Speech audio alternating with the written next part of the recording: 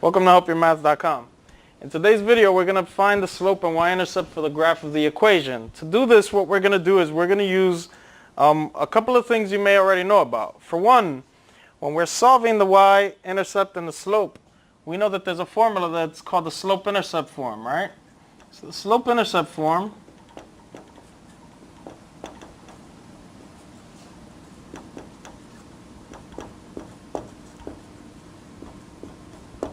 is y equals mx plus b. And in this equation, our value for m, right, is the slope. And our y-intercept, right,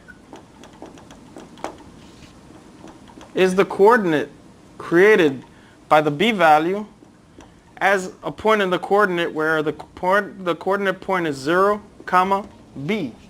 Now to do this, what we're going to do is we're going to take each equation and we're going to isolate our y term by solving for y, and then we'll have everything in slope-intercept form, and then we could determine the slope and the y-intercept from there. Right? So let's start with problem 1. In problem 1, we're given 2x's plus y equals negative 12, and what we want to do is isolate our y term. So what we're going to do is we're going to move the x's over by transposing it. To do this, we use the additive inverse of 2x's, which is negative 2x's, and we add that to both sides of the equation. These two will cancel, and we're left with y. We'll lead with the x term, so we can have it in slope-intercept form. We have negative 2x's and negative 12. These don't combine because they're not like terms, but here we have the slope-intercept form.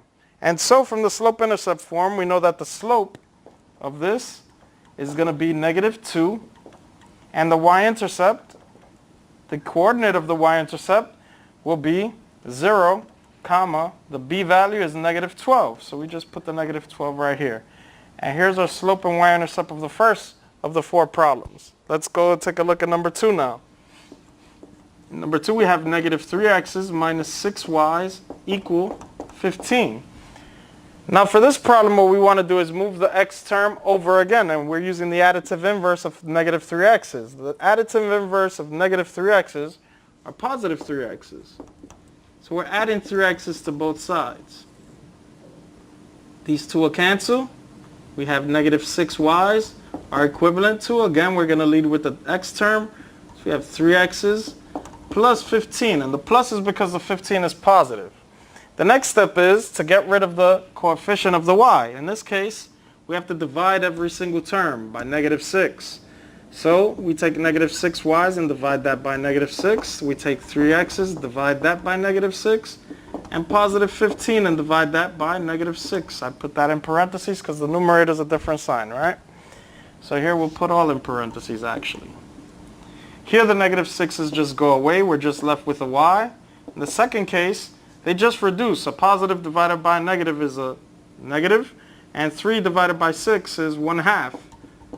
So we have 1/2 x, and here positive divided by a negative again is negative. 15 over 6 reduces perfectly since they both are factors of 3. 5 by 3 is 15. 3 by 2 is 6. So we're going to have negative 5 over 3. And so our slope for this problem is going to be negative 1/2. Our y-intercept is going to be the coordinate 0 and negative 5/3. That's our slope and y-intercept for the second problem. Let's move on to problem number 3. Problem number 3 says negative x plus 3y's equal negative 6. So let's start by getting rid of this x by using the additive inverse, adding x to both sides. These x's cancel. We have 3y's are equivalent to x minus 6. Our next step is to divide every single term by 3. So what we're going to do is divide each term by a 3. And these 3's go away. We're just left with a y equals the 3 we could pull out as 1/3 of x. And this 6 divided by 3 is going to be negative. 6 divided by 3 is a 2.